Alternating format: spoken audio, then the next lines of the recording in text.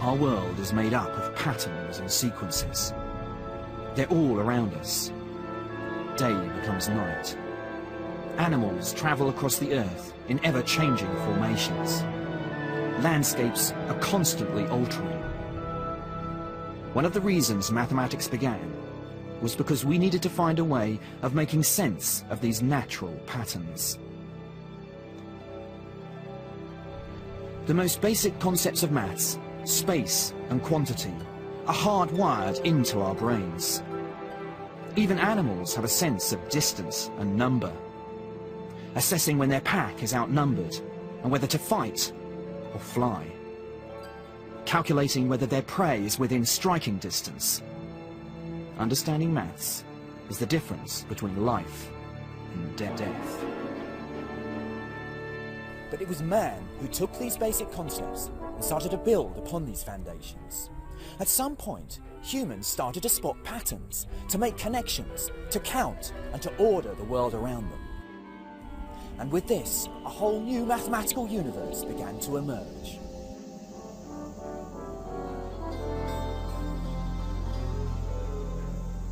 This is the River Nile. It's been the lifeline of Egypt for millennia. I've come here because it's where some of the first signs of mathematics as we know it today emerged. People abandoned nomadic life and began settling here as early as 6000 BC. The conditions were perfect for farming.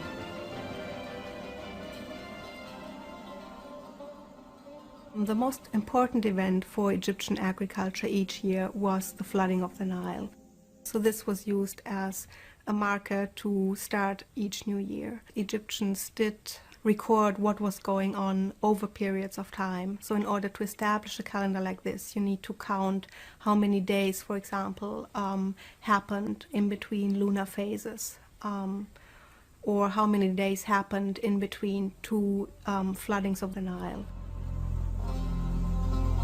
Recording the patterns of the seasons was essential not only to their management of the land, but also their religion. The ancient Egyptians who settled on the Nile banks believed it was the river god Hapi who flooded the river each year. And in return for the life-giving water, the citizens offered a portion of the yield as a thanksgiving. As settlements grew larger, it became necessary to find ways to administer them. Areas of land needed to be calculated, crop yields predicted, taxes charged and collated. In short, people needed to count and measure. The Egyptians used their bodies to measure the world, and it's how their units of measurement evolved. A palm was the width of a hand, a cubit an arm length from elbow to fingertips.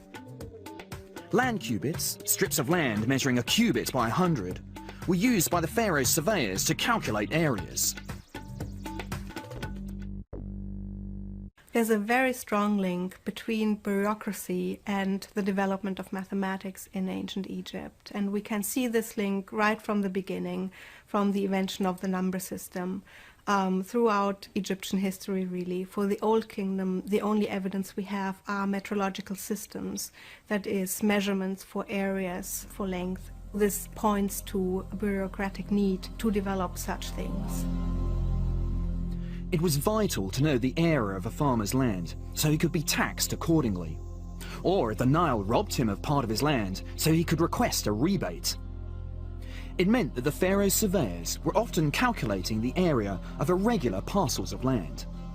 And it was the need to solve such practical problems that made them the earliest mathematical innovators.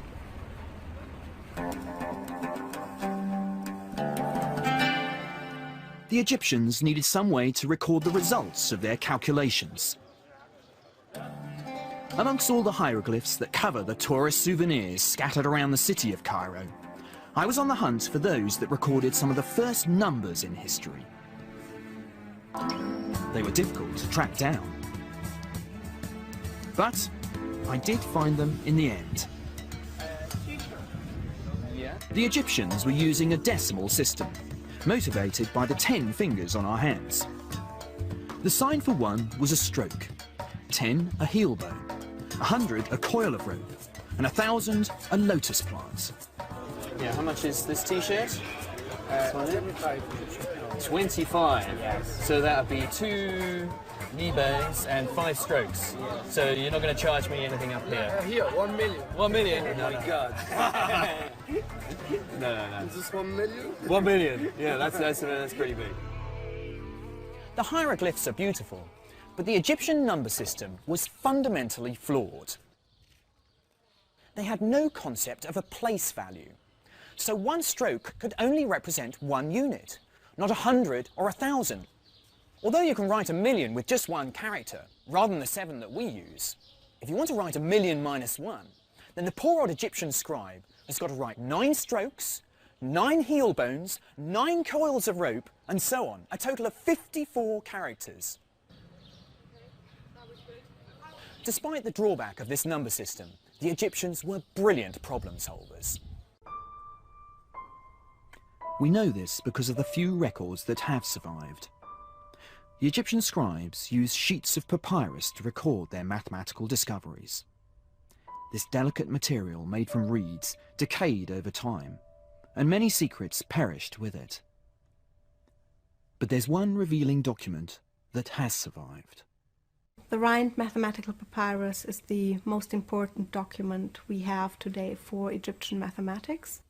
We get a good overview of what types of problems the Egyptians would have dealt with in their mathematics. We also get explicitly stated how multiplications and divisions were carried out. The papyri show how to multiply 2 large numbers together. But to illustrate the method, let's take 2 smaller numbers. Let's do 3 times 6. The scribe would take the first number 3 and put it in one column. In the second column, he would place the number 1. Then he would double the numbers in each column. So 3 becomes 6, and 6 would become 12.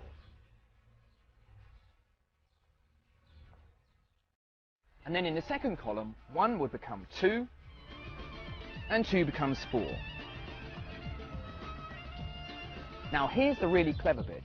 The scribe wants to multiply 3 by 6. So he takes the powers of 2 in the second column, which add up to 6. So that's 2 plus 4. Then he moves back to the first column and just takes those rows corresponding to the 2 and the 4. So that's 6 and the 12.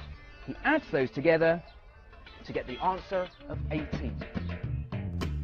But for me, the most striking thing about this method is that the scribe has effectively written that second number in binary. 6 is 1 lot of 4, 1 lot of 2, and no units, which is 1, 1, 0. The Egyptians have understood the power of binary over 3,000 years before the mathematician and philosopher Leibniz would reveal their potential. Today, the whole technological world depends on the same principles that were used in ancient Egypt. The Rhind papyrus was recorded by a scribe called Ahmes around 1650 BC, and its problems are concerned with finding solutions to everyday situations. Several of the problems mention bread and beer, which isn't surprising as Egyptian workers were paid in food and drink. One is concerned with how to divide 9 loaves equally between 10 people without a fight breaking out.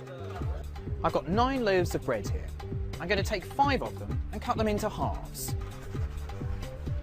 Of course, 9 people could shave a 1/10 off their loaf and give the pile of crumbs to the 10th person. But the Egyptians developed a far more elegant solution. Take the next 4 and divide those into thirds.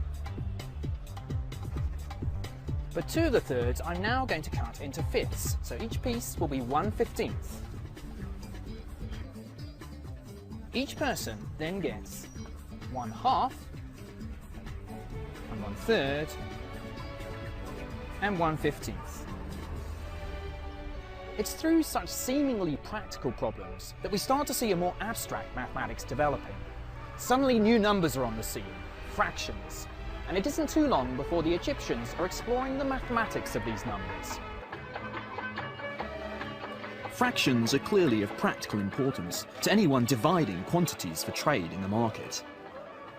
To log these transactions, the Egyptians developed notation which recorded these new numbers. One of the earliest representations of these fractions came from a hieroglyph which had great mystical significance. It's called the Eye of Horus. Horus was an Old Kingdom god, depicted as half man, half falcon. According to legend, Horus's father was killed by his other son, Seth. Horus was determined to avenge the murder. During one particularly fierce battle, Seth ripped out Horus's eye, tore it up and scattered it over Egypt. But the gods were looking favourably on Horus. They gathered up the scattered pieces and reassembled the eye. Each part of the eye represented a different fraction, each one half the fraction before. Although the original eye represented a whole unit, the reassembled eye is 1/64 short. Although the Egyptians stopped at 1/64, implicit in this picture is the possibility of adding more fractions, halving them each time, the sum getting closer and closer to 1, but never quite reaching it. This is the first hint of something called a geometric series, and it appears at a number of points in the Rhind Papyrus. But the concept of infinite series would remain hidden until the mathematicians of Asia discovered it centuries later. Having worked out a system of numbers, including these new fractions, it was time for the Egyptians to apply their knowledge to understanding shapes that they encountered day to day. These shapes were rarely regular squares or rectangles, and in the Rhind Papyrus we find the area of a more organic form, the circle. What is astounding in the calculation of the area of a circle is its exactness, really. How they would have found their method is open to speculation, because the texts we have do not show us the methods how they were found. This calculation is particularly striking because it depends on seeing how the shape of the circle can be approximated by shapes that the Egyptians already understood. The Rhind Papyrus states that a circular field with a diameter of 9 units is close in area to a square with sides of 8. But how would this relationship have been discovered? My favourite theory sees the answer in the ancient game of Mancala. Mancala boards were found carved on the roofs of temples. Each player starts with an equal number of stones, and the object of the game is to move them around the board, capturing your opponent's counters on the way.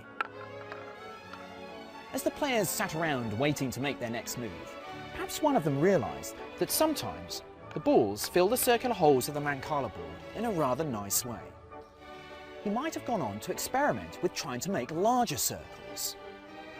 Perhaps he noticed that 64 stones, the square of 8, can be used to make a circle with diameter 9 stones.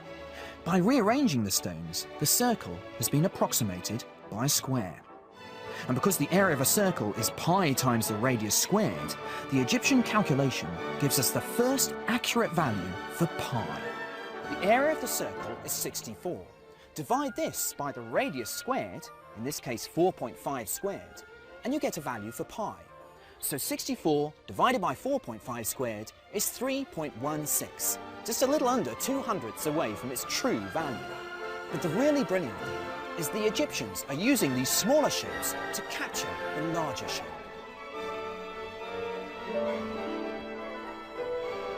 But there's one imposing and majestic symbol of Egyptian mathematics we haven't attempted to unravel yet: the pyramid.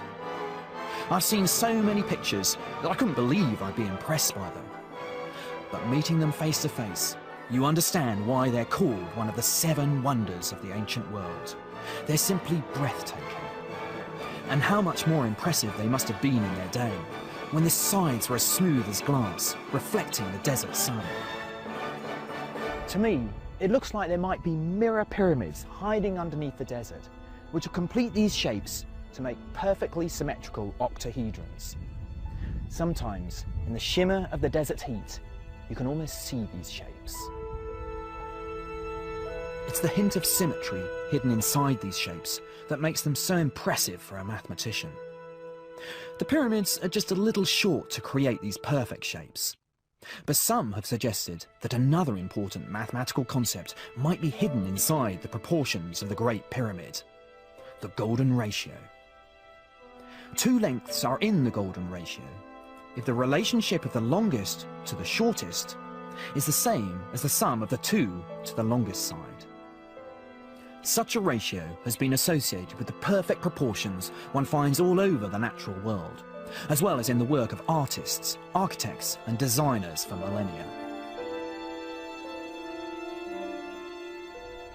Whether the architects of the pyramids were conscious of this important mathematical idea, or were instinctively drawn to it because of its satisfying aesthetic properties, we'll never know.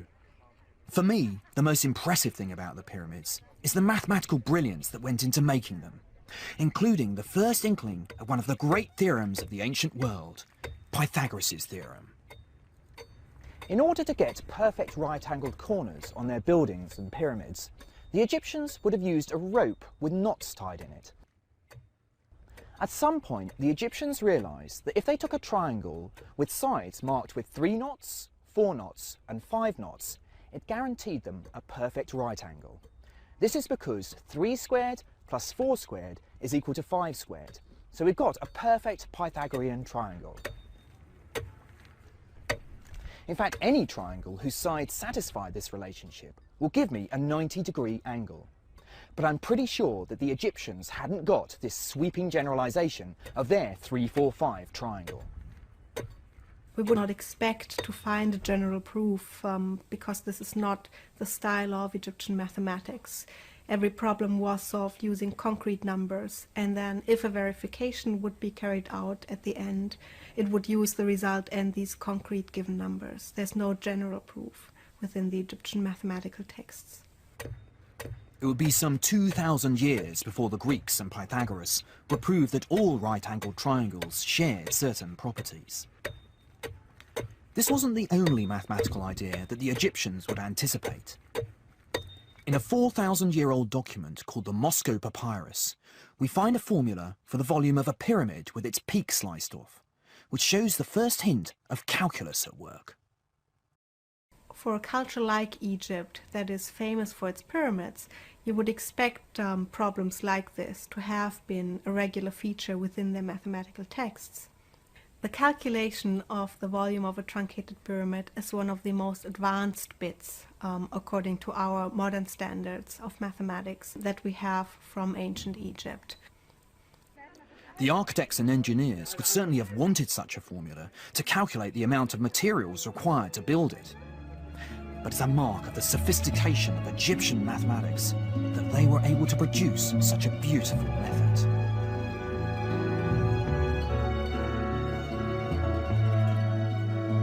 To understand how they derived their formula, start with a pyramid built such that the highest point sits directly over one corner.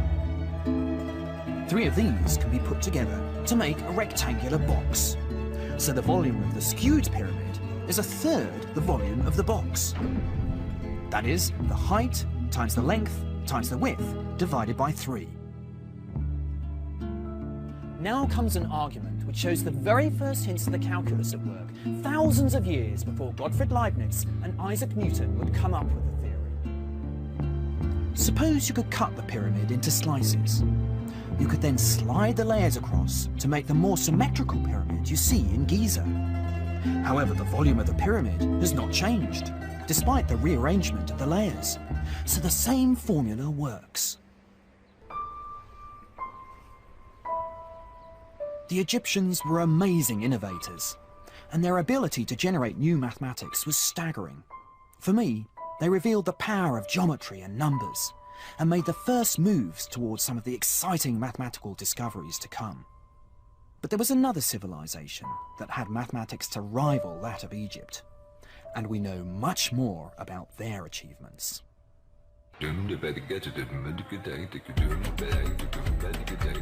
This is Damascus, over 5,000 years old and still vibrant and bustling today.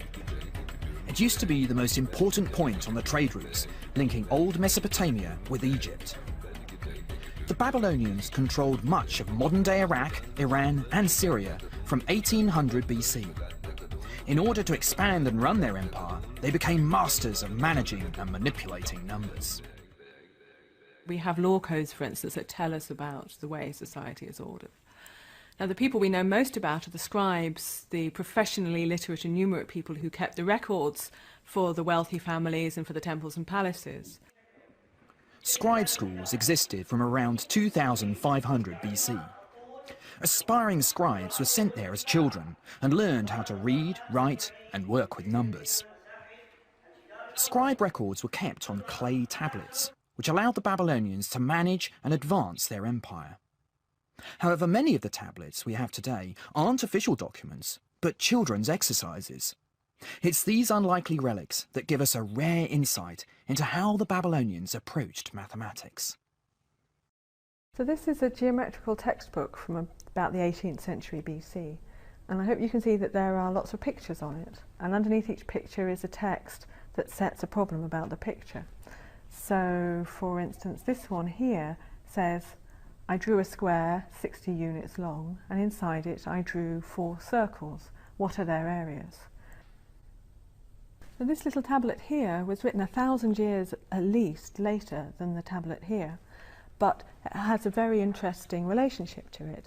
It also has 4 circles on in a square, roughly drawn, but this isn't a textbook, it's a school exercise, so that the adult scribe who's teaching the student is being given this as an example of completed homework or something like that. Like the Egyptians, the Babylonians appeared interested in solving practical problems to do with measuring and weighing. The Babylonian solutions to these problems are written like mathematical recipes. A scribe would simply follow and record a set of instructions to get a result. Here's an example of a kind of problem they'd solve. Now I've got a bundle of cinnamon sticks here, but I'm not going to weigh them. Instead, I'm going to take 4 times their weight and add them to the scales. Now I'm going to add 20 jinn.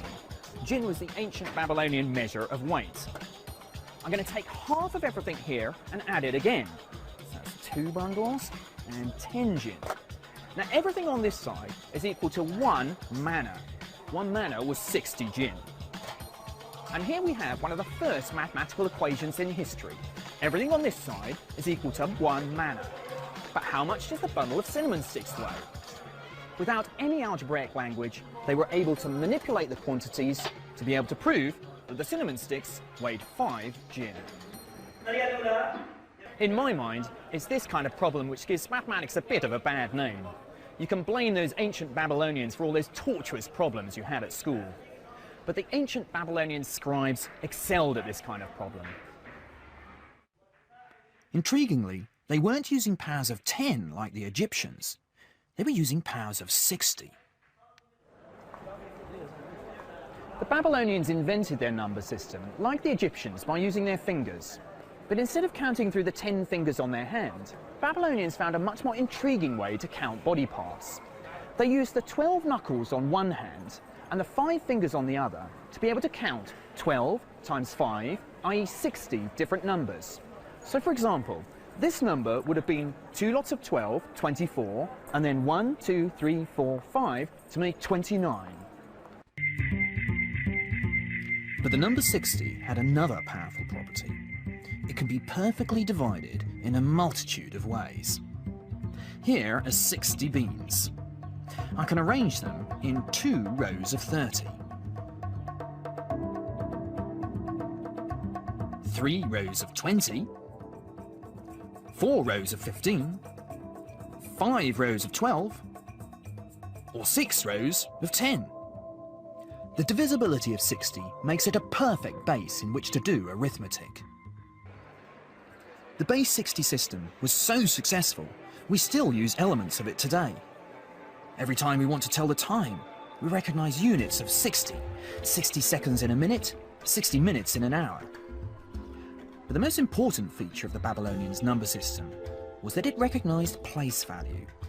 Just as our decimal numbers count how many lots of tens, hundreds and thousands you're recording, the position of each Babylonian number records the power of 60 you're counting.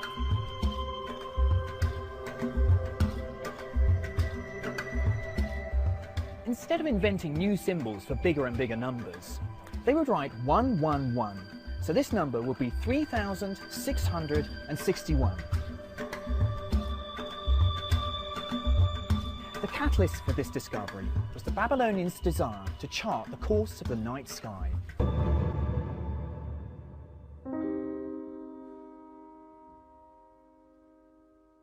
The Babylonians' calendar was based on the cycles of the moon, and so they needed a way of recording astronomically large numbers. Month by month, year by year, these cycles were recorded. From about 800 BC, there were complete lists of lunar eclipses. The Babylonian system of measurement was quite sophisticated at that time. They had a system of angular measurement, 360 degrees in a full circle. Each degree was divided into 60 minutes. A minute was further divided into 60 seconds. So they had a regular system for measurement, and it was in perfect harmony with their number system. So it was well suited not only for observation, but also for calculation. But in order to calculate and cope with these large numbers, the Babylonians needed to invent a new symbol. And in so doing, they prepared the ground for one of the great breakthroughs in the history of mathematics: 0. In the early days, the Babylonians, in order to mark an empty place in the middle of a number, would simply leave a blank space. So they needed a way of representing nothing in the middle of a number. So they used a sign as a sort of breathing mark or a punctuation mark, and it comes to mean 0 in the middle of a number. This was the first time 0 in any form had appeared in the mathematical universe. But it'd be over 1,000 years before this little placeholder would become a number in its own right.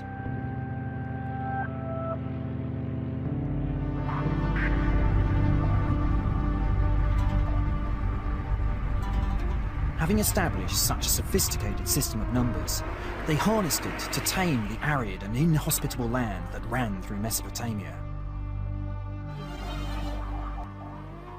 Babylonian engineers and surveyors found ingenious ways of accessing water and channeling it to the crop fields.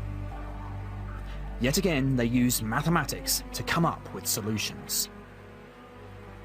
The Orontes Valley in Syria is still an agricultural hub, and the old methods of irrigation are being exploited today just as they were thousands of years ago.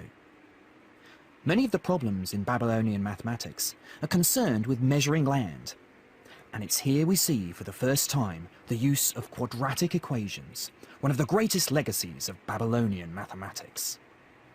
Quadratic equations involve things where the unknown quantity you're trying to identify is multiplied by itself.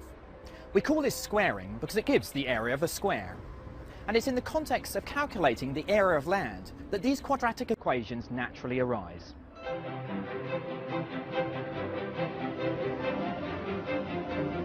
Here's a typical problem. If a field has an area of 55 units, and one side is 6 units longer than the other, how long is the shorter side? The Babylonian solution was to reconfigure the field as a square. Cut 3 units off the end, and move this round. Now, there's a 3x3 piece missing, so let's add this in.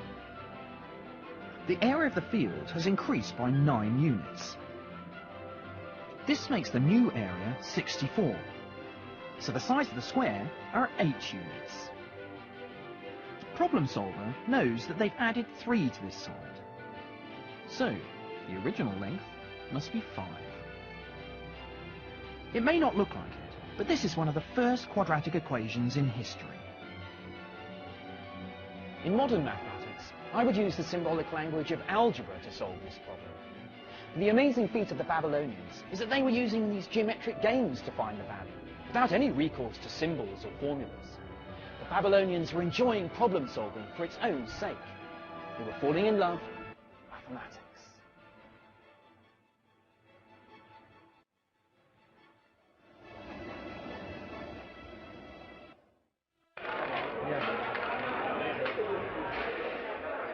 The Babylonians' fascination with numbers soon found a place in their leisure time too. They were avid game players, The Babylonians and their descendants have been playing a version of backgammon for over 5,000 years. So the Babylonians played board games, from very posh board games in royal tombs to little bits of board games found in schools, to board games scratched on the entrances of palaces, so that the guardsmen must have played at times when they were bored. And they used dice to move their counters round. People who played games were using numbers in their leisure time to try and outwit their opponent, doing mental arithmetic very fast.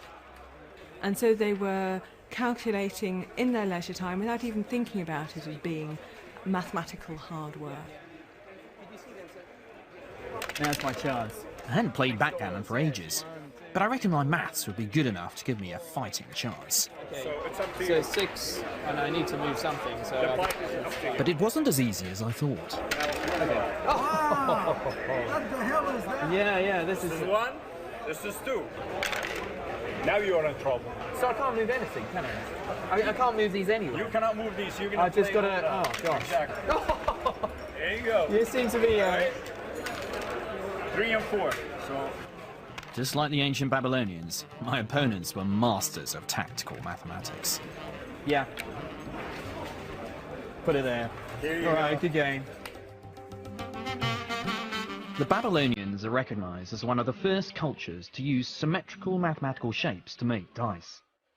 But there is more heated debate about whether they might also have been the first to discover the secrets of another important shape, the right-angled triangle. We've already seen how the Egyptians used a 3-4-5 right-angled triangle.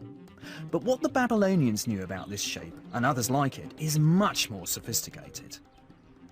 This is the most famous and controversial ancient tablet we have. It's called Plimpton 322. Many mathematicians are convinced it shows the Babylonians could well have known the principle regarding right-angled triangles, that the square on the diagonal is the sum of the squares on the sides, and known it centuries before the Greeks claimed it.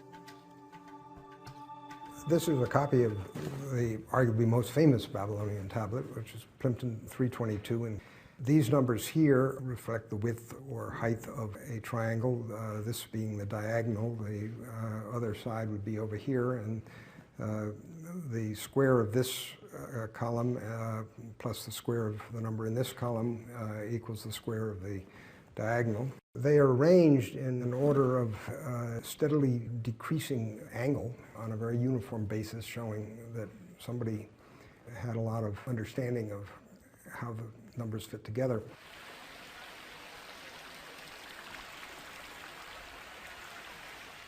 Here were 15 perfect Pythagorean triangles, all of whose sides had whole number lengths. It's tempting to think that the Babylonians were the first custodians of Pythagoras' theorem, and it's a conclusion that generations of historians have been seduced by. But there could be a much simpler explanation for the sets of 3 numbers which fulfill Pythagoras' theorem. It's not a systematic exploration of Pythagorean triples. It's simply a mathematics teacher doing some quite complicated calculations, but in order to produce some very simple numbers in order to set his students problems about right-angled triangles. And in that sense, it's about Pythagorean triples only incidentally. The most valuable clues to what they understood could lie elsewhere. This small school exercise tablet is nearly 4,000 years old and reveals just what the Babylonians did know about right-angled triangles. It uses the principle of Pythagoras' theorem to find the value of an astounding new number. Drawn along the diagonal is a really very good approximation to the square root of 2. And so that shows us that it was known and used in school environments. Now, why is this important? It's because the square root of 2 is what we now call an irrational number. That is, if we write it out in decimals or even in sexagesimal places, it doesn't end. The numbers go on forever after the decimal point. The implications of this calculation are far-reaching. Firstly, it means the Babylonians knew something of Pythagoras' theorem 1,000 years before Pythagoras. Secondly, the fact that they can calculate this number to an accuracy of 4 decimal places shows an amazing arithmetic facility, as well as a passion for mathematical detail. The Babylonians' mathematical dexterity was astounding, and for nearly 2,000 years they spearheaded intellectual progress in the ancient world. But when their imperial power began to wane, so did their intellectual vigour.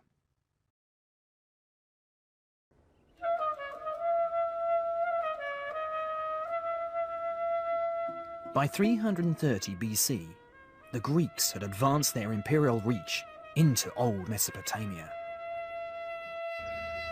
This is Palmyra in central Syria, a once great city built by the Greeks.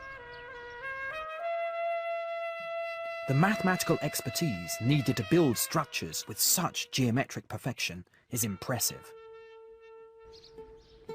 Just like the Babylonians before them, the Greeks were passionate about mathematics.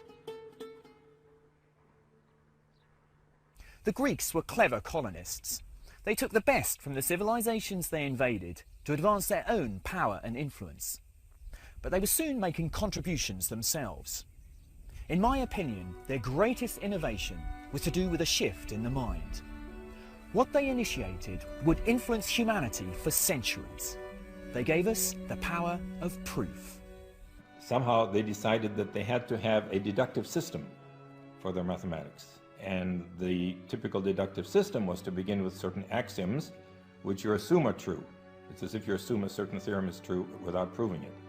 And then using logical methods and very careful steps, from these axioms you prove theorems. And then from those theorems you prove more theorems. And it just snowballs that way. Proof is what gives mathematics its strength. It's the power of proof, which means that the discoveries of the Greeks are as true today as they were 2,000 years ago. I needed to head west into the heart of the old Greek Empire to learn more.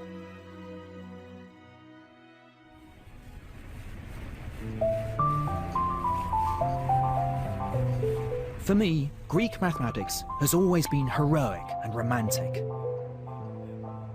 I'm on my way to Samos, less than a mile from the Turkish coast. This place has become synonymous with the birth of Greek mathematics, and it's down to the legend of one man. His name is Pythagoras. The legends that surround his life and work have contributed to the celebrity status he has gained over the last 2,000 years. He's credited, rightly or wrongly, with beginning the transformation from mathematics as a tool for accounting to the analytic subject we recognise today. Pythagoras is a controversial figure. Because he left no mathematical writings, many have questioned whether he indeed solved any of the theorems attributed to him. He founded a school in Samos in the 6th century BC, but his teachings were considered suspect, and the Pythagoreans a bizarre sect. There is good evidence that there were schools of Pythagoreans. They may have looked more like sects than what we associate with philosophical schools, because they didn't just share knowledge, they also shared a way of life. They may have been communal living, and they all seem to have been involved in the politics of their cities. One feature that makes them unusual in the ancient world is that they included women. But Pythagoras is synonymous with understanding something that eluded the Egyptians and the Babylonians: the properties of right-angled triangles. What's known as Pythagoras' theorem states that if you take any right-angled triangle, build squares on all the sides, then the area of the largest square is equal to the sum of the squares on the two smaller sides. It's at this point for me that mathematics is born and a gulf opens up between the other sciences. And the proof is as simple as it is devastating in its implications. Place 4 copies of the right-angled triangle on top of this surface. The square that you now see has sides equal to the hypotenuse of the triangle. By sliding these triangles around, we see how we can break the area of the large square up into the sum of two smaller squares, whose sides are given by the two short sides of the triangle. In other words, the square on the hypotenuse is equal to the sum of the squares on the other sides. Pythagoras' theorem. It illustrates one of the characteristic themes of Greek mathematics, the appeal to beautiful arguments in geometry, rather than a reliance on number. Pythagoras may have fallen out of favour, and many of the discoveries accredited to him have been contested recently. But there's one mathematical theory that I'm loath to take away from him. It's to do with music and the discovery of the harmonic series. The story goes that walking past a blacksmith's one day, Pythagoras heard anvils being struck and noticed how the notes being produced sounded in perfect harmony. He believed that there must be some rational explanation to make sense of why the notes sounded so appealing. The answer was mathematics.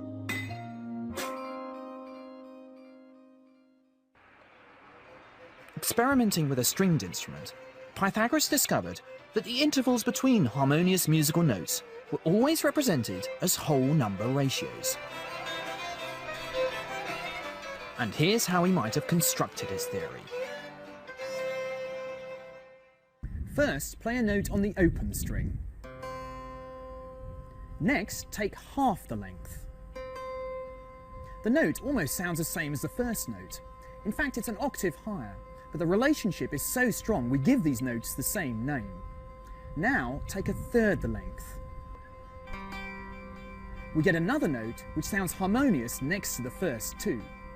But take a length of string which is not in a whole number ratio, and all we get is dissonance.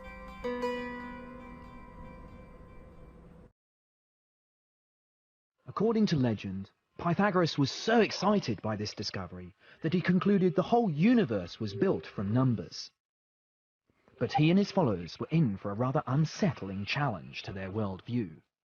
And it came about as a result of the theorem which bears Pythagoras' name. Legend has it, one of his followers, a mathematician called Hippasus, set out to find the length of the diagonal for a right-angled triangle with two sides measuring 1 unit. Pythagoras' theorem implied that the length of the diagonal was a number whose square was 2.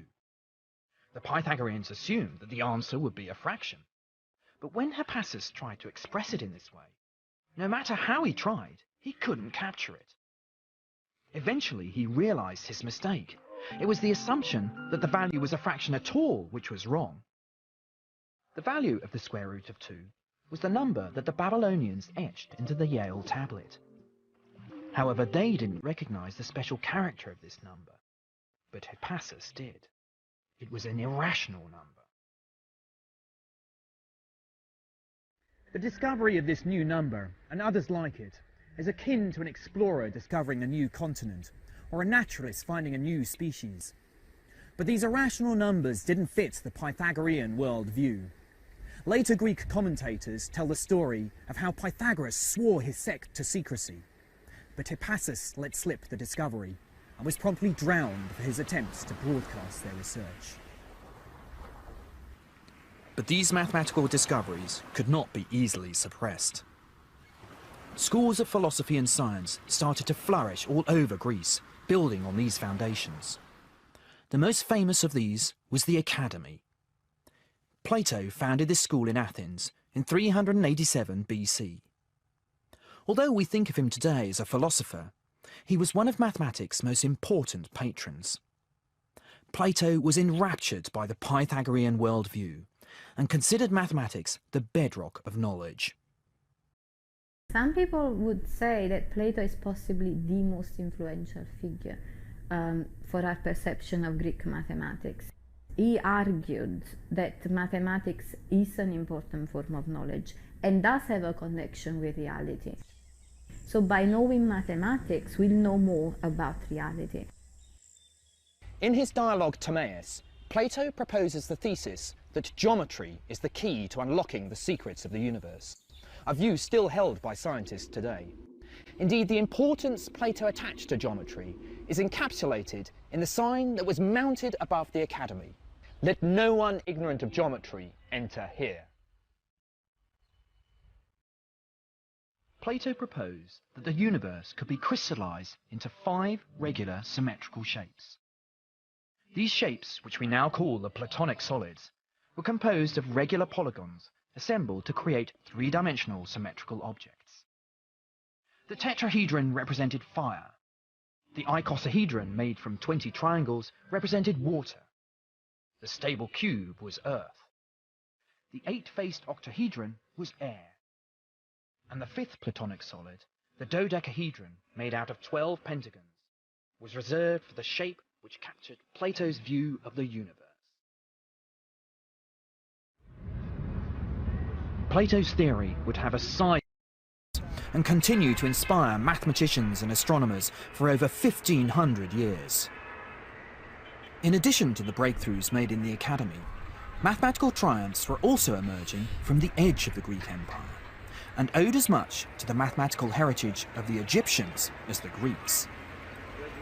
Alexandria became a hub of academic excellence under the rule of the Ptolemies in the 3rd century BC, and its famous library soon gained a reputation to rival Plato's Academy. The kings of Alexandria were prepared to invest in the arts, in culture, in technology, mathematics, grammar, because patronage for cultural pursuits was one way of showing that you were a more prestigious ruler and had a better entitlement to greatness. The old library and its precious contents were destroyed when the Muslims conquered Egypt in the 7th century. But its spirit is alive in a new building. Today, the library remains a place of discovery and scholarship.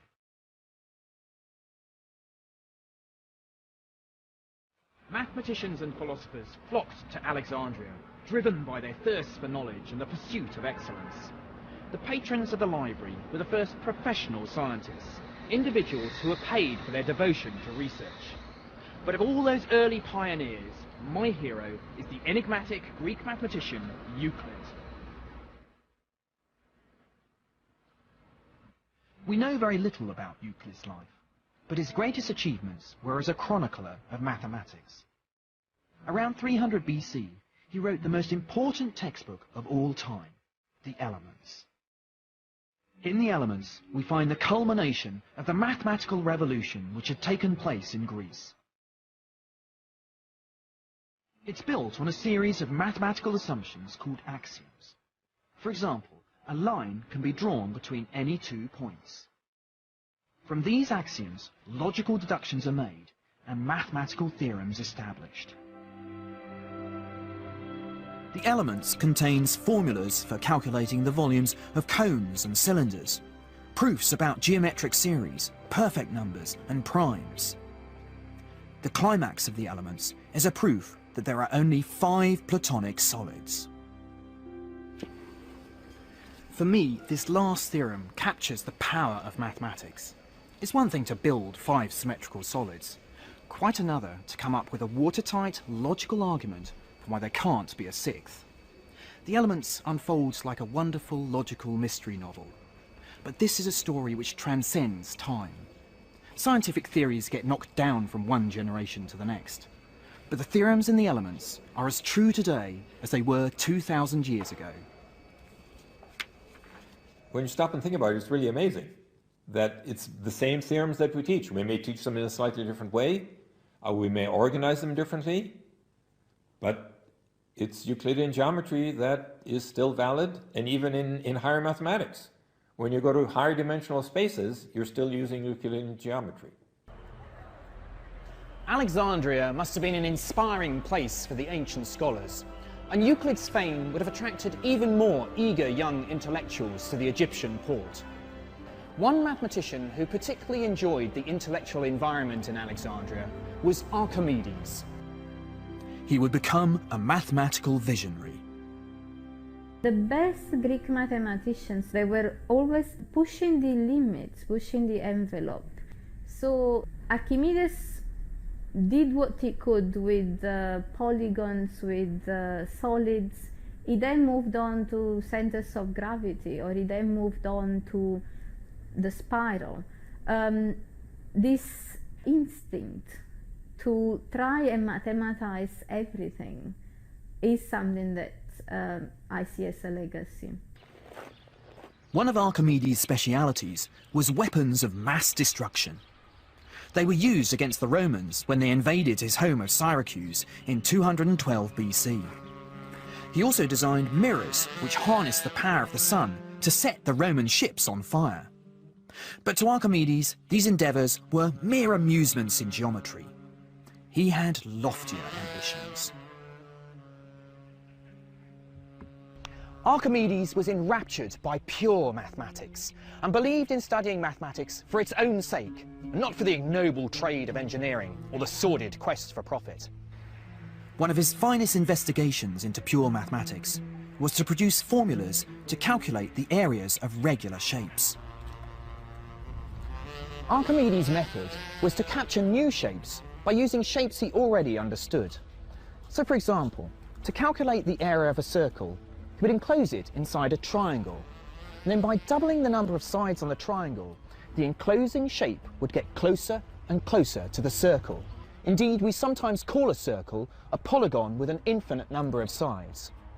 But by estimating the area of the circle, Archimedes is in fact getting a value for pi, the most important number in mathematics. However, it was calculating the volumes of solid objects where Archimedes excelled. He found a way to calculate the volume of a sphere by slicing it up and approximating each slice as a cylinder.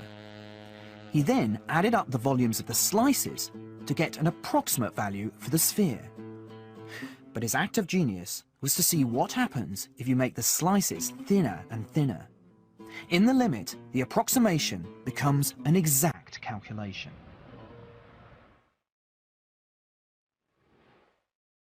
But it was Archimedes' commitment to mathematics that will be his undoing. Archimedes was contemplating a problem about circles traced in the sand when a Roman soldier accosted him.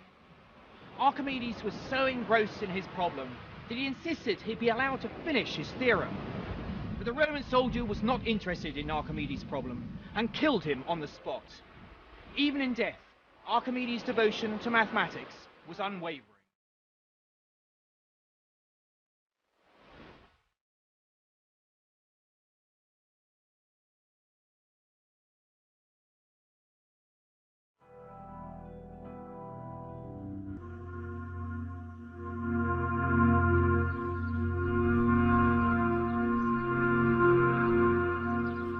By the middle of the 1st century BC, the Romans had tightened their grip on the old Greek Empire. They were less smitten with the beauty of mathematics and were more concerned with its practical applications.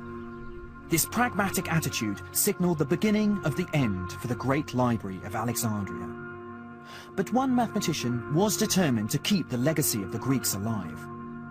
Hypatia was exceptional, a female mathematician, and a pagan in the piously Christian Roman Empire. Hypatia was very prestigious and very influential in her time. She was a teacher with a lot of students, a lot of followers. She was politically influential in Alexandria. So it's this combination of high knowledge and high prestige that may have made her a figure of hatred for the Christian mob.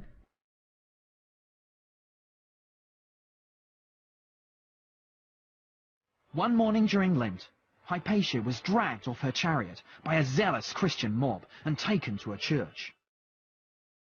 There she was tortured and brutally murdered. The dramatic circumstances of her life and death fascinated later generations.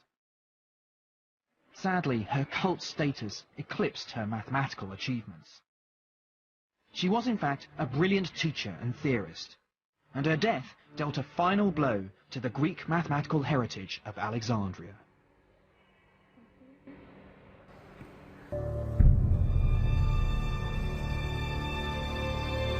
My travels have taken me on a fascinating journey to uncover the passion and innovation of the world's earliest mathematicians. It's the breakthroughs made by those early pioneers of Egypt, Babylon and Greece that are the foundations on which my subject is built today.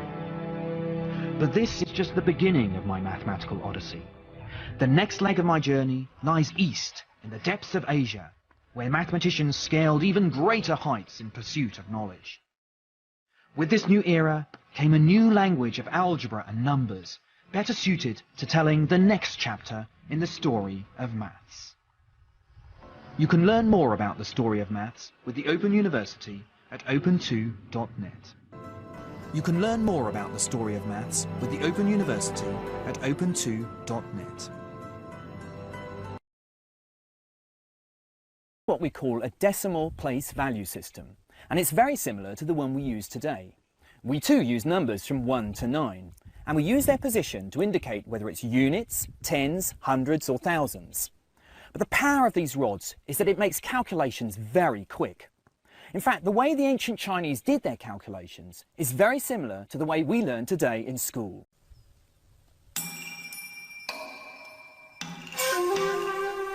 Not only were the ancient Chinese the first to use a decimal place value system, but they did so over 1,000 years before we adopted it in the West. But they only used it when calculating with the rods. When writing the numbers down, the ancient Chinese didn't use the place value system. Instead, they used a far more laborious method, in which special symbols stood for tens, hundreds, thousands, and so on.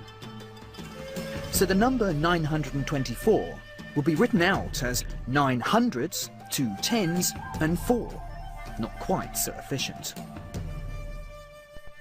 You see, the problem was that the ancient Chinese didn't have a concept of zero. They didn't have a symbol for zero. It just didn't exist as a number. Using the counting rods, they would use a blank space, where today we would write a 0. The problem came with trying to write down this number, which is why they had to create these new symbols for tens, hundreds and thousands. Without a 0, the written number was extremely limited. But the absence of 0 didn't stop the ancient Chinese from making giant mathematical steps. In fact, there was a widespread fascination with number in ancient China.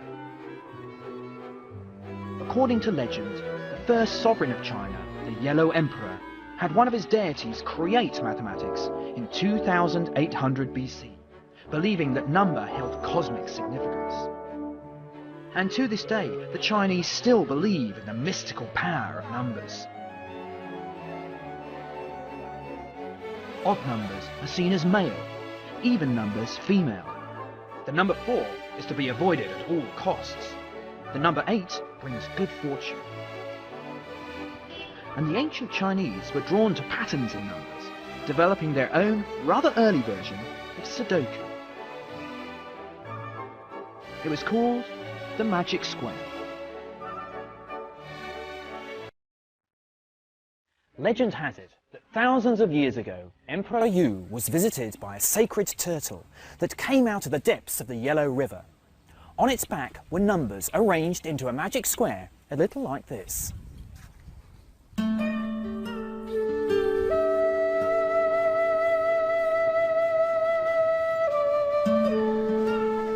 In this square, which was regarded as having great religious significance, all the numbers in each line, horizontal, vertical, and diagonal, all add up to the same number, 15. Now, the magic square may be no more than a fun puzzle, but it shows the ancient Chinese fascination with mathematical patterns. And it wasn't too long before they were creating even bigger magic squares, with even greater magical and mathematical powers.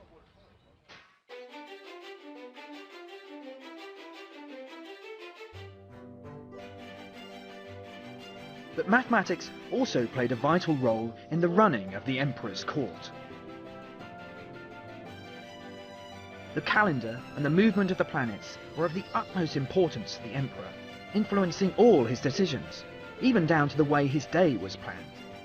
So astronomers became prize members of the imperial court, and astronomers were always mathematicians.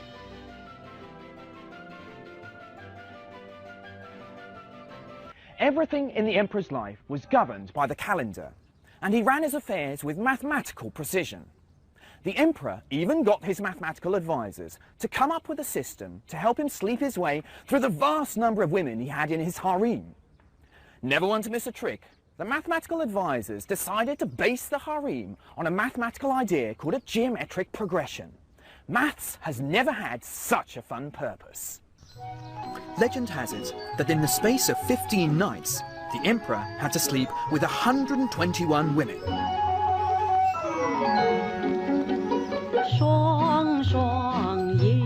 The empress, 3 senior consorts, 9 wives, 27 concubines, and 81 slaves.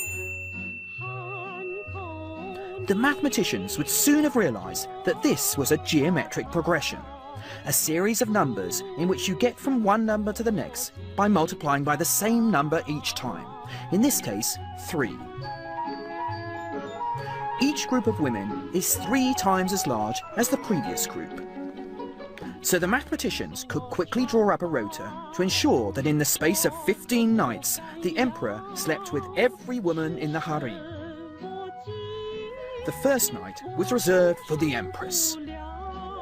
The next was for the 3 senior consorts.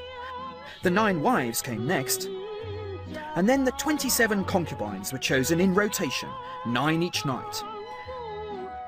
And then finally, over a period of 9 nights, the 81 slaves were dealt with in groups of 9.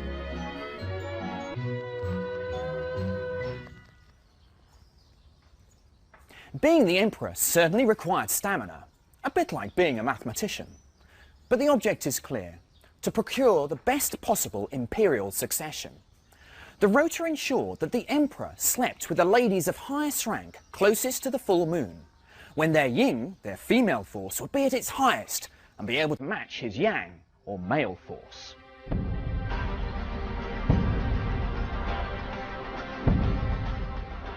The emperor's court wasn't alone in its dependence on mathematics.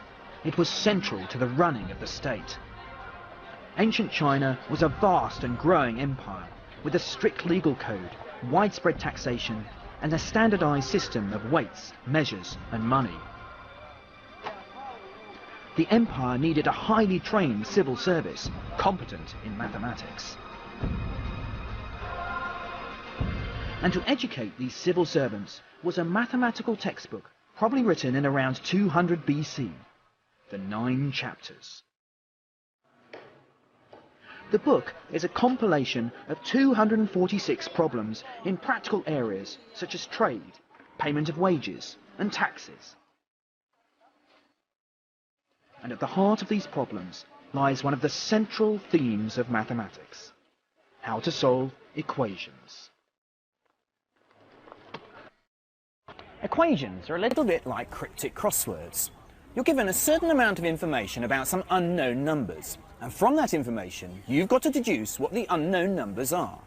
For example, with my weights and scales, I found out that 1 plum, together with 3 peaches, weighs a total of 15 grams.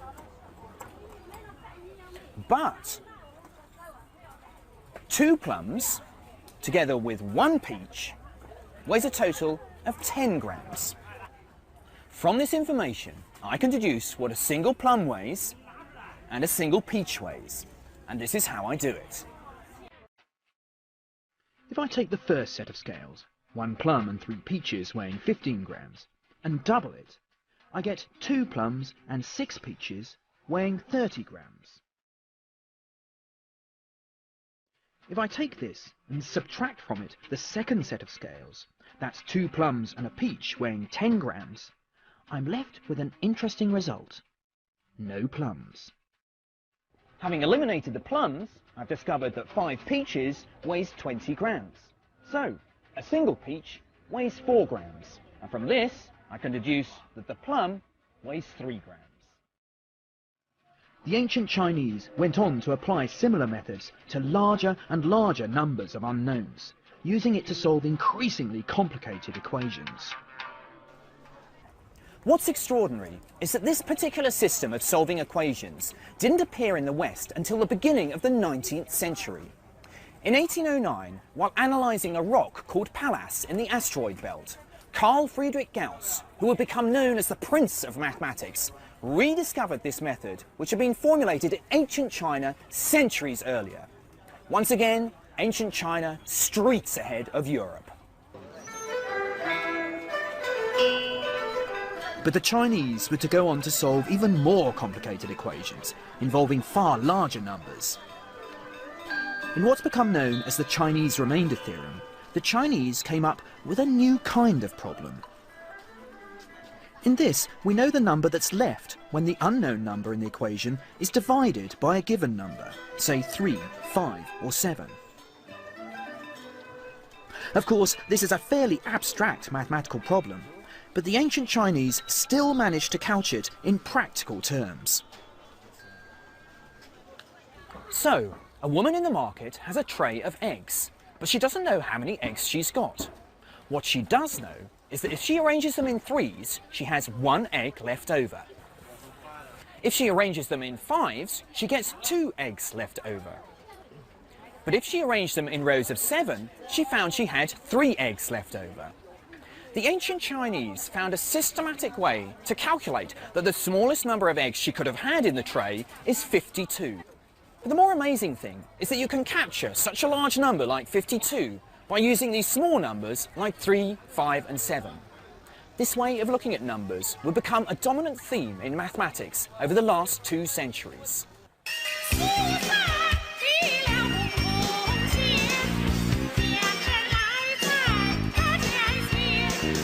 By the 6th century AD, the Chinese remainder theorem was being used in ancient Chinese astronomy to measure planetary movement. But today it still has practical uses. Internet cryptography encodes numbers using mathematics that has its origins in the Chinese remainder theorem.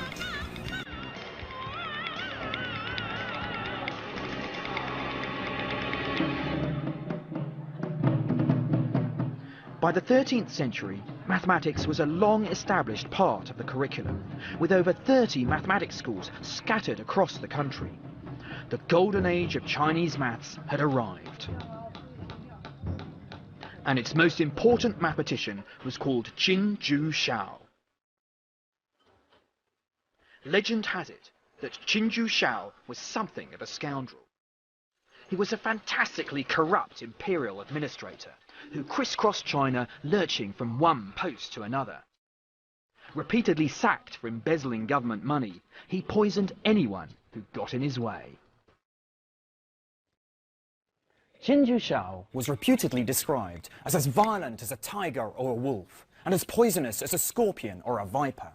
So, not surprisingly, he made a fierce warrior. For 10 years he fought against the invading Mongols, but for much of that time he was complaining that his military life took him away from his true passion. No, not corruption, but mathematics.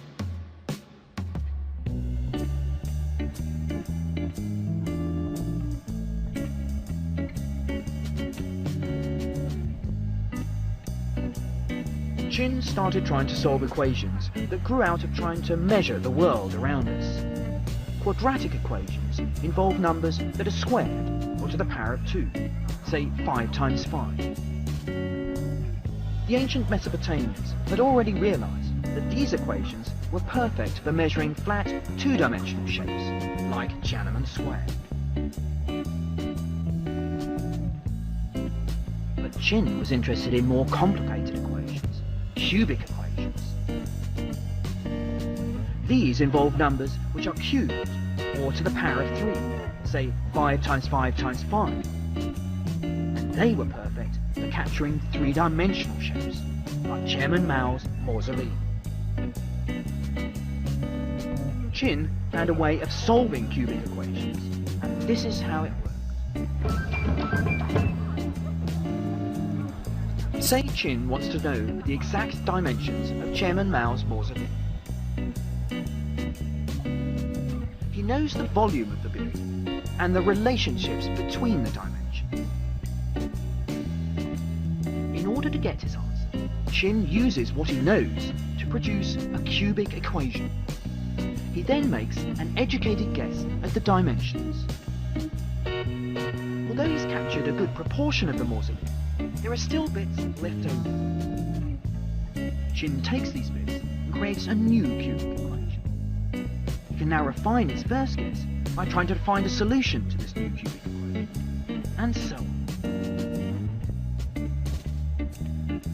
Each time he does this, the pieces he's left with get smaller and smaller, and his guesses get better and better.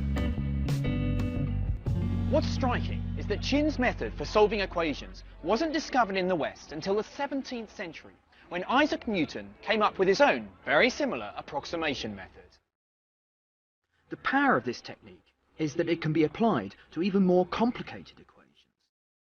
Qin even used his techniques to solve an equation involving numbers up to the power of 10. This was extraordinary stuff, highly complex mathematics. Now, Qin may have been years ahead of his time, but there was a problem with his technique. It only gave him an approximate solution. Now, that might be good enough for an engineer, but not for a mathematician. Mathematics is an exact science. We like things to be precise. And Qian just couldn't come up with a formula to give him an exact solution to these complicated equations.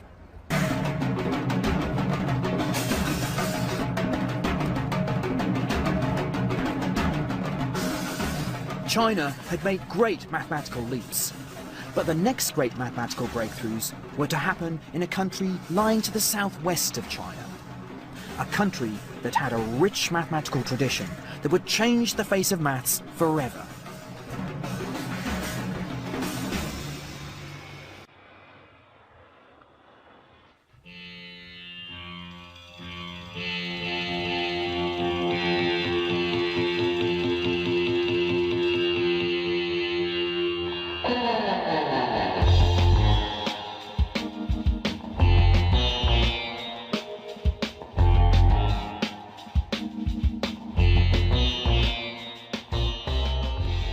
India's first great mathematical gift lay in the world of number.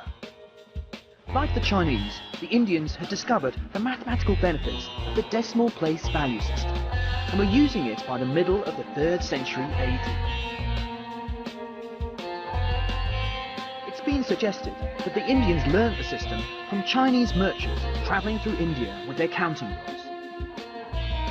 Or they may well just have stumbled across it themselves. It's all such a long time ago that it's shrouded in mystery. We may never know how the Indians came up with their number system, but we do know that they refined and perfected it, creating the ancestors for the 9 numerals we use across the world today. Many rank the Indian system of counting as one of the greatest intellectual innovations of all time, developing into the closest thing we could call a universal language.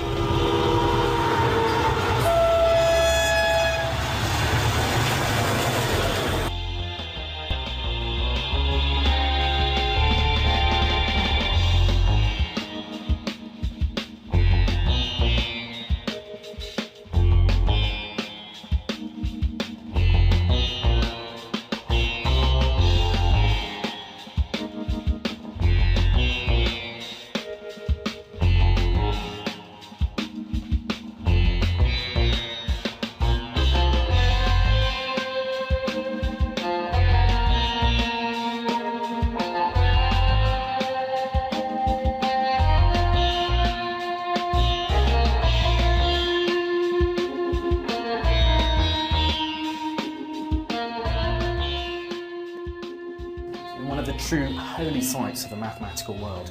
And what I'm looking for is in this inscription written on the wall. Up here are some numbers, and here's the new number. It's 0.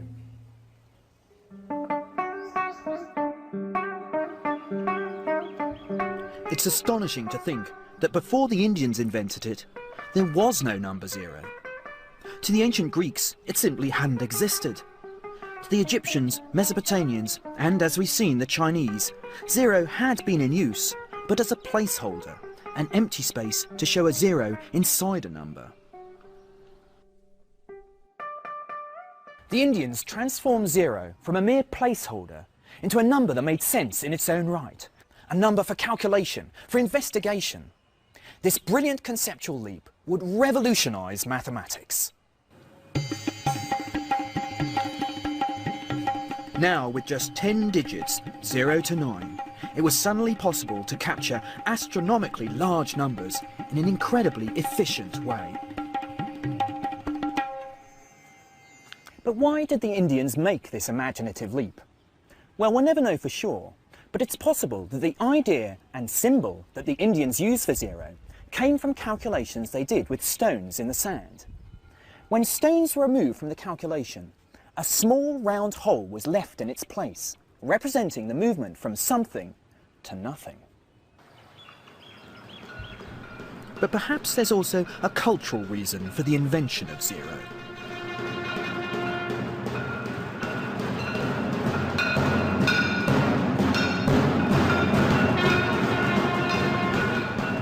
For the ancient Indians, the concepts of nothingness and eternity lay at the very heart of their belief system.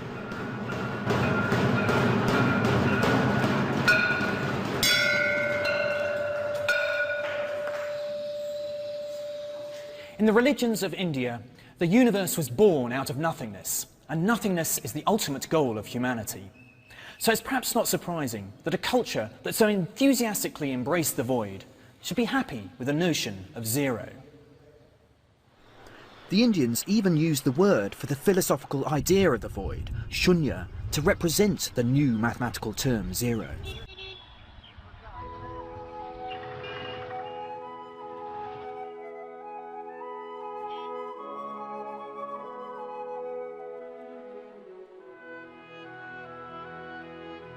In the 7th century, the brilliant Indian mathematician Brahmagupta proved some of the essential properties of 0.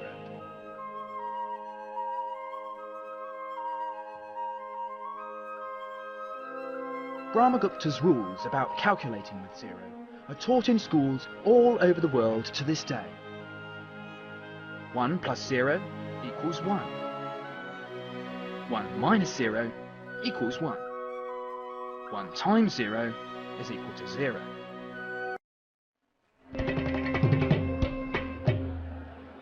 But Brahmagupta came a cropper when he tried to do 1 divided by 0. After all, what number times 0 equals 1? It would require a new mathematical concept, that of infinity, to make sense of dividing by 0.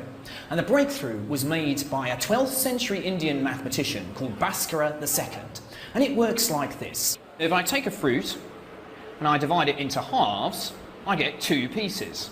So 1 divided by half is 2. If I divide it into thirds, I get 3 pieces. So when I divide it into smaller and smaller fractions, I get more and more pieces. So ultimately, when I divide by a piece which is of 0 size, I'll have infinitely many pieces. So for Bhaskara, 1 divided by 0 is infinity.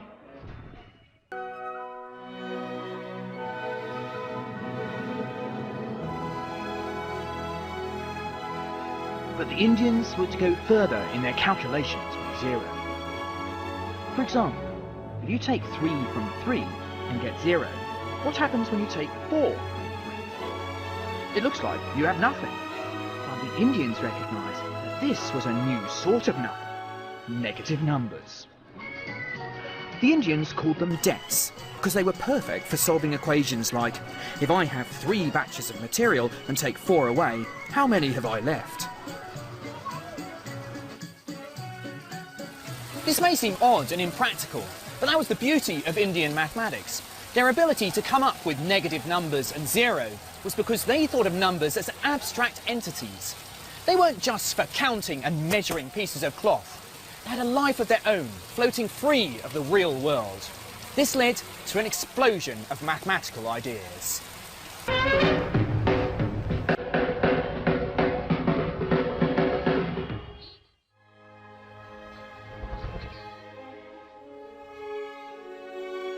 the Indians' abstract approach to mathematics soon revealed a new side to the problem of how to solve quadratic equations.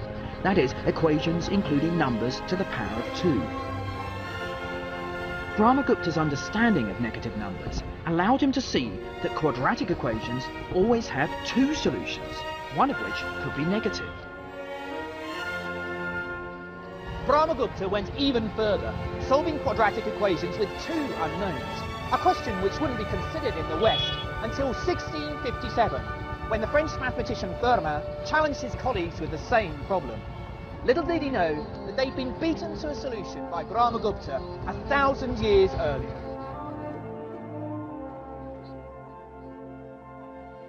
Brahmagupta was beginning to find abstract ways of solving equations.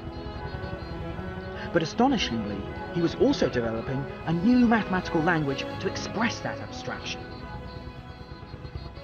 Brahmagupta was experimenting with ways of writing his equations down, using the initials of the names of different colours to represent unknowns in his equations. A new mathematical language was coming to life, which would ultimately lead to the X's and Y's which fill today's mathematical journals.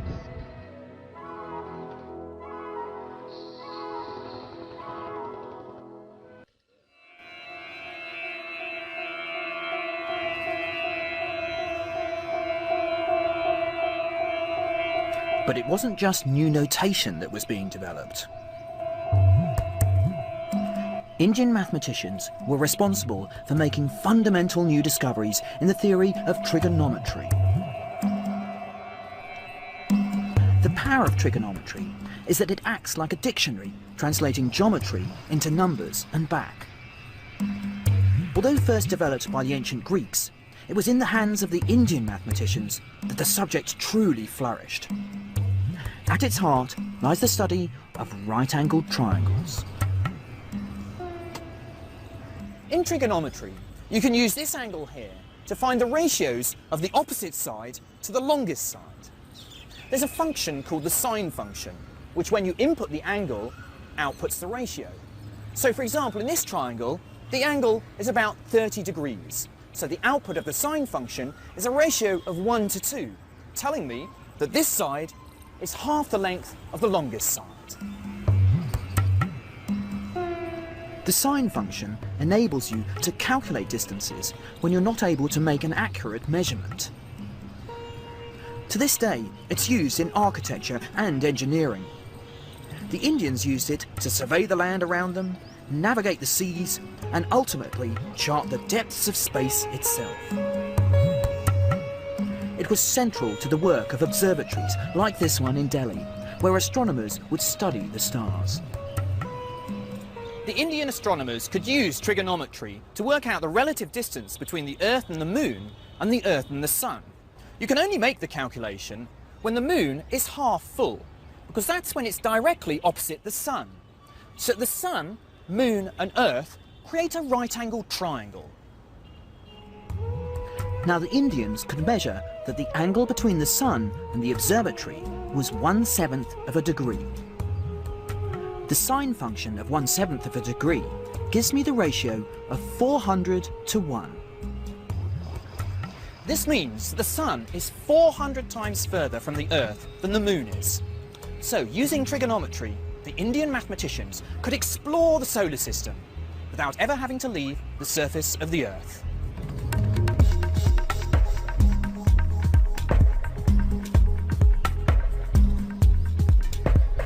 The ancient Greeks had been the first to explore the sine function, listing precise values for some angles. But they couldn't calculate the sines of every angle. The Indians were to go much further, setting themselves a mammoth task. The search was on to find a way to calculate the sine function of any angle you might be given.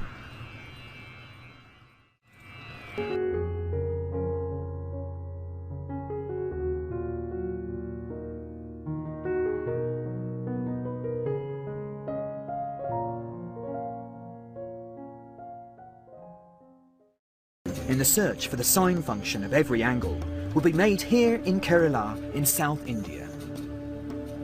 In the 15th century, this part of the country became home to one of the most brilliant schools of mathematicians to have ever worked. Their leader was called Madhava, and he was to make some extraordinary mathematical discoveries. The key to Madhava's success was the concept of the infinite. Madhava discovered that you could add up infinitely many things with dramatic effects. Previous cultures have been nervous of these infinite sums, but Madhava was happy to play with them. For example, here's how 1 can be made up by adding infinitely many fractions. I'm heading from 0 to 1 on my boat, but I can split my journey up into infinitely many fractions. So I can get to a half. Then I can sail on a quarter, then an eighth, then a 16th, and so on. The smaller the fractions I move, the nearer to 1 I get. But I'll only get there once I've added up infinitely many fractions. Now, physically and philosophically, it seems rather a challenge to add up infinitely many things. But that's the power of mathematics, to make sense of the impossible. By producing a language to articulate and manipulate the infinite, you can prove that after infinitely many steps, you'll reach your destination. Such infinite sums are called infinite series, and Madhava was doing a lot of research into the connections between these series and trigonometry. First, he realized that he could use the same principle of adding up infinitely many fractions to capture one of the most important numbers in mathematics, pi. Pi is the ratio of the circle's circumference to its diameter. It's a number that appears in all sorts of mathematics, but is especially useful for engineers because any measurements involving curves soon require pi. So for centuries, mathematicians searched for a precise value for pi.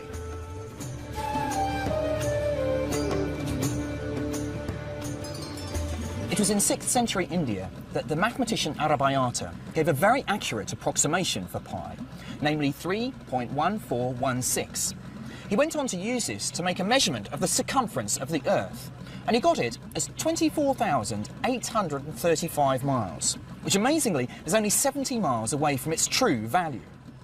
But it was in Kerala in the 15th century that Madhava realised he could use infinity to get an exact formula for pi. By successively adding and subtracting different fractions, Madhava could hone in on an exact formula for pi. First, he moved 4 steps up the number line. That took him way past pi. So next, he took 4/3 of a step, or 1 1/3 steps, back. Now he'd come too far the other way. So he headed forward 4/5 of a step. Each time he alternated between 4 divided by the next odd number. 4/7, 4/9, 4/11, and so on. He zigzagged up and down the number line, getting closer and closer to pi. He discovered that if you went through all the odd numbers, infinitely many of them, you would hit pi exactly. I was taught at university that this formula for pi was discovered by the 17th century German mathematician Leibniz. But amazingly, it was actually discovered here in Kerala 2 centuries earlier by Madhava. He went on to use the same sort of mathematics to get infinite series expressions for the sine formula in trigonometry. And the wonderful thing is that you can use these formulas now to calculate the sine of any angle to any degree.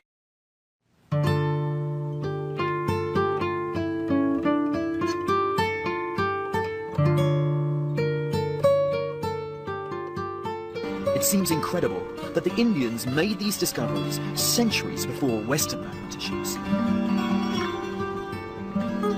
And it says a lot about our attitude in the West to non-Western cultures, that we nearly always claim their discoveries as our own.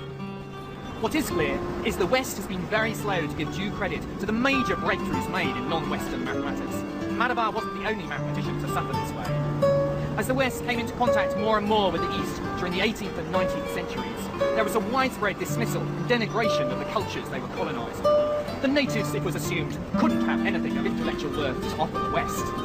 It's only now, at the beginning of the 21st century, that history is being rewritten. But Eastern mathematics was to have a major impact in Europe, thanks to the development of one of the major powers of the medieval world.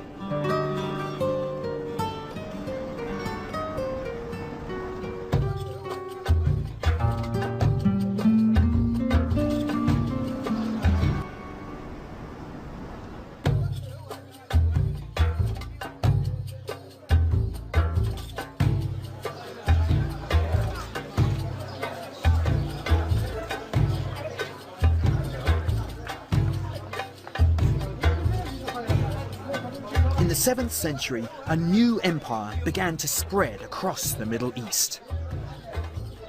The teachings of the Prophet Muhammad inspired a vast and powerful Islamic empire, which soon stretched from India in the east to here in Morocco in the west.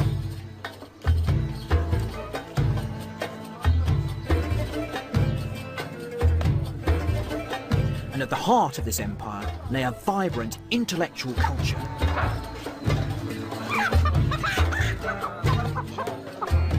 A great library and centre of learning was established in Baghdad. Called the House of Wisdom, its teachings spread throughout the Islamic Empire, reaching schools like this one here in Fez. Subjects studied included astronomy, medicine, chemistry, zoology, and mathematics.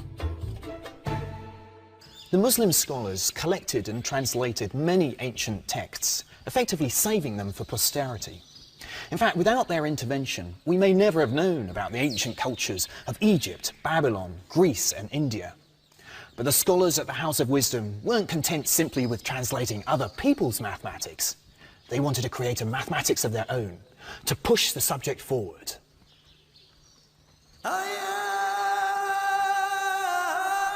Such intellectual curiosity was actively encouraged in the early centuries of the Islamic Empire. The Quran asserted the importance of knowledge. Learning was nothing less than a requirement of God. In fact, the needs of Islam demanded mathematical skill. The devout needed to calculate the time of prayer and the direction of Mecca to pray towards. And the prohibition of depicting the human form meant that they had to use much more geometric patterns to cover their buildings. In fact, the Muslim artists discovered all the different sorts of symmetry that you can depict on a two-dimensional wall.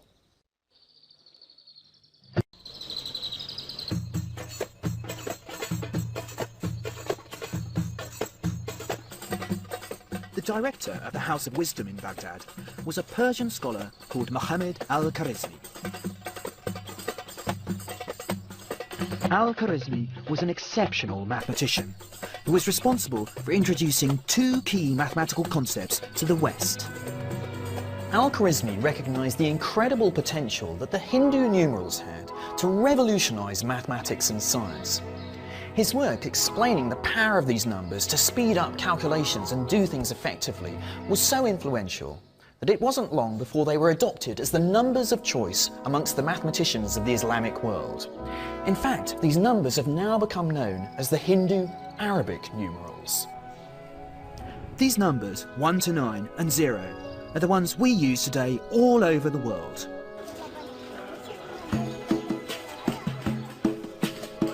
But Al-Khwarizmi was to create a whole new mathematical language. It was called algebra and was named after the title of his book, Al-Jabra wa al-Makbal, or calculation by restoration or reduction.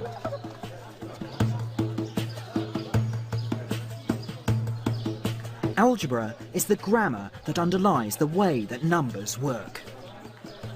It's a language that explains the patterns that lie behind the behaviour of numbers. It's a bit like a code for running a computer program. The code will work whatever the numbers you feed into the program. For example, mathematicians might have discovered that if you take a number and square it, that's always one more than if you take the numbers either side and multiply those together. For example, 5 times 5 is 25, which is 1 more than 4 times 6, 24. 6 times 6 is always 1 more than 5 times 7, and so on. But how can you be sure that this is going to work whatever numbers you take? To explain the pattern underlying these calculations, let's use the dyeing holes in this tannery.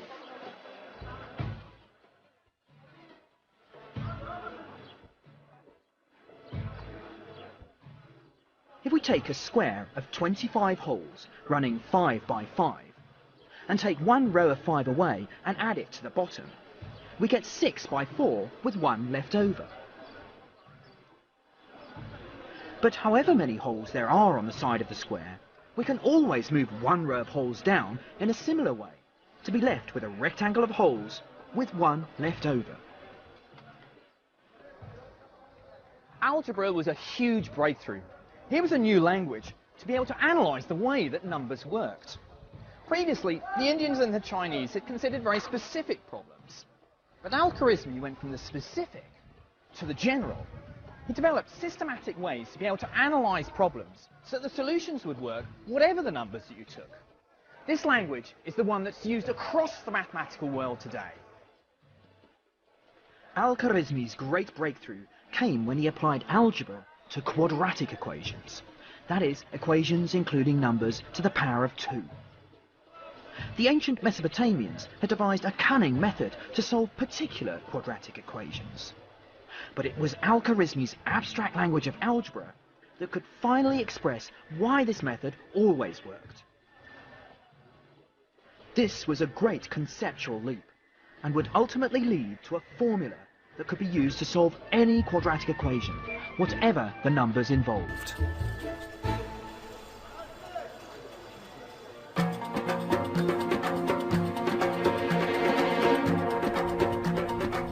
The next mathematical holy grail was to find a general method that could solve all cubic equations, equations including numbers to the power of 3.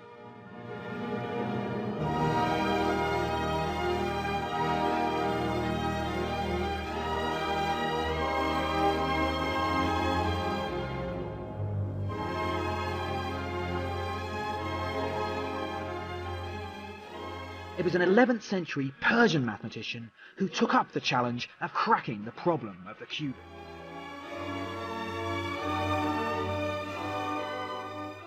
His name was Omar Khayyam, and he travelled widely across the Middle East, calculating as he went. But he was famous for another, very different reason. Khayyam was a celebrated poet, author of the great epic poem, the Rubaiyat. Now, it may seem a bit odd that a poet was also a master mathematician. After all, the combination doesn't immediately spring to mind. But in fact, there's quite a lot of similarity between the two disciplines. Poetry, with its rhyming structure and rhythmic patterns, resonates quite strongly with constructing a logical mathematical proof. Khayyam's major mathematical work was devoted to finding the general method to solve all cubic equations. Rather than looking at particular examples, Khayyam carried out a systematic analysis of the problem, true to the algebraic spirit of Al-Khwarizmi. Khayyam's analysis revealed for the first time that there were several different sorts of cubic equation.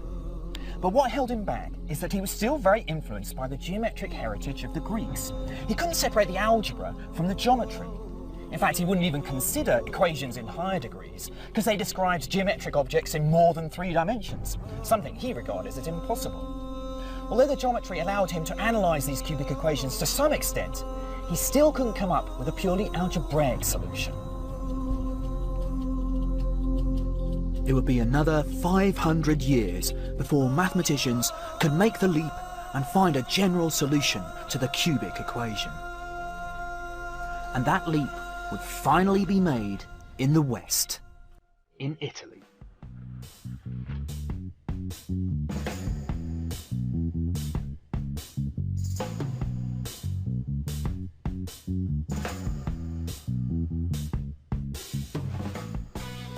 During the centuries in which China, India and the Islamic Empire have been in the ascendant, Europe had fallen under the shadow of the Dark Ages.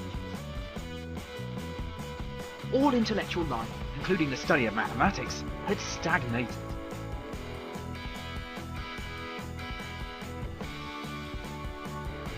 But by the 13th century, things were beginning to change. Led by Italy, Europe was starting to explore and trade with the East. And with that contact came the spread of Eastern knowledge to the West. It was the son of a customs official that would become Europe's first great medieval mathematician.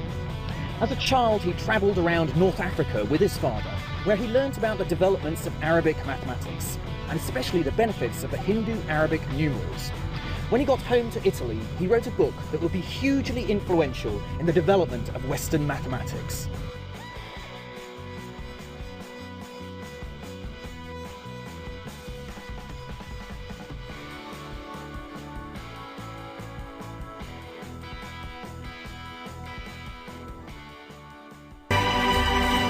The mathematician was called Leonardo of Pisa, better known as Fibonacci.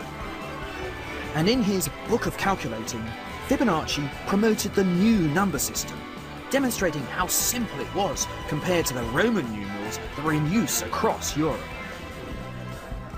Calculations were far easier, a fact that had huge consequences for anyone dealing with numbers. Pretty much everyone, from mathematicians to merchants. But there was widespread suspicion of these new numbers. Old habits die hard, and the authorities just didn't trust them. Some believed that they would be more open to fraud, that you could tamper with them. Others believed that they would be so easy to use for calculations that it would empower the masses, taking authority away from the intelligentsia who knew how to use the old sort of numbers.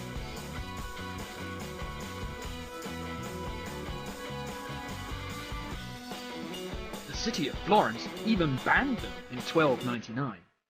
But over time, common sense prevailed. The new system spread throughout Europe, and the old Roman system slowly became defunct.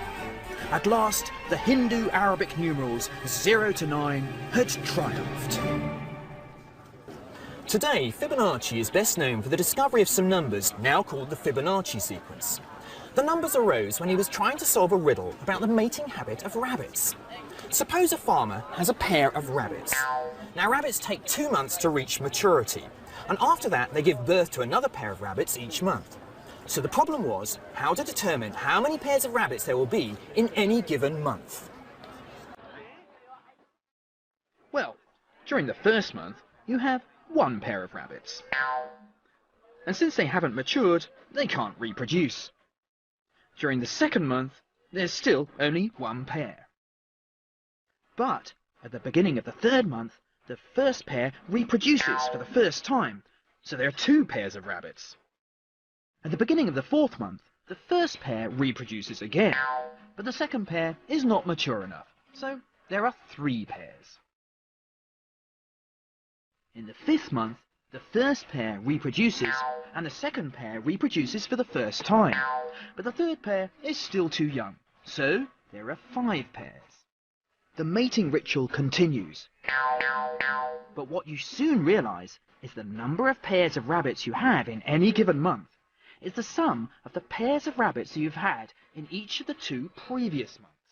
So the sequence goes 1, 1, 2, 3, 5, 8, 13, 21, 34, 55, and so on. The Fibonacci numbers are nature's favourite numbers. It's not just rabbits that use them. If you count the number of petals on a flower, it's invariably a Fibonacci number. You find these numbers running up and down pineapples if you count the number of segments. Even snails use them to grow their shells. Wherever you find growth in nature, you find the Fibonacci numbers.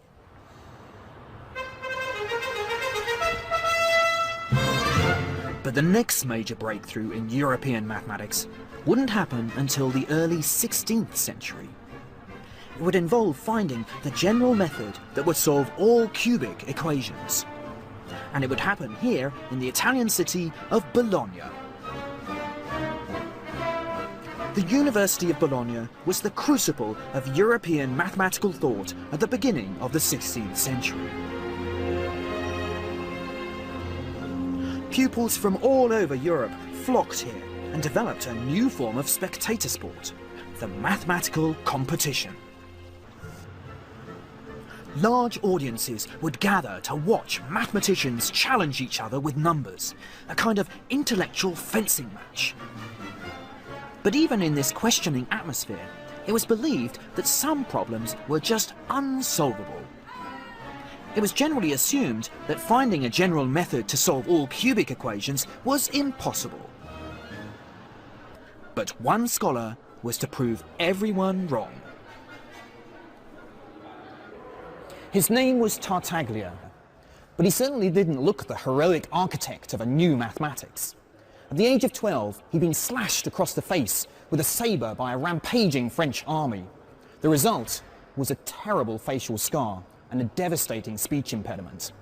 In fact, Tartaglia was a nickname he'd been given as a child, and means the stammerer.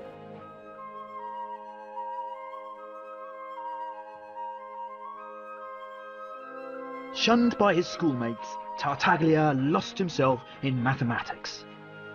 And it wasn't long before he'd found the formula to solve one type of cubic equation. But Tartaglia soon discovered that he wasn't the only one to believe he'd cracked the cubic. A young Italian called Fior was boasting that he too held the secret formula for solving cubic equations. When news broke about the discoveries made by the two mathematicians, a competition was arranged to pit them against each other. The intellectual fencing match of the century was about to begin.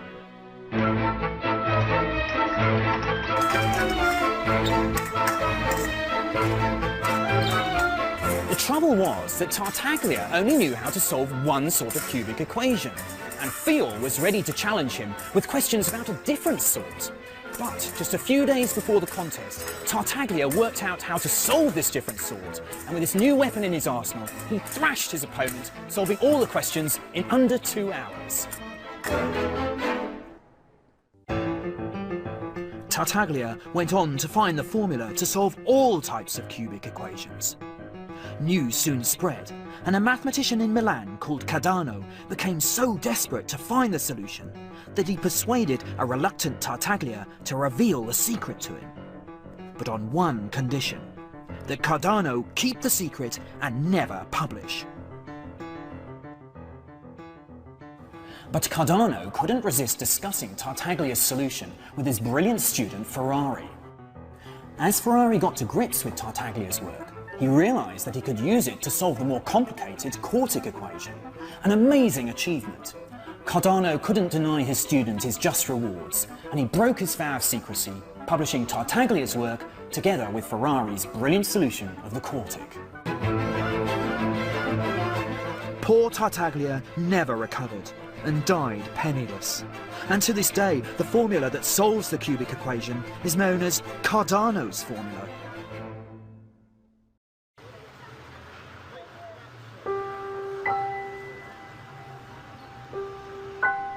Tartaglia may not have won glory in his lifetime, but his mathematics managed to solve a problem that had bewildered the great mathematicians of China, India, and the Arab world. It was the first great mathematical breakthrough to happen in modern Europe. The Europeans now had in their hands the new language of algebra, the powerful techniques of the Hindu-Arabic numerals, and the beginnings of the mastery of the infinite. It was time for the Western world to start writing its own mathematical stories in the language of the East. The mathematical revolution was about to begin. You can learn more about the story of maths with the Open University at open2.net.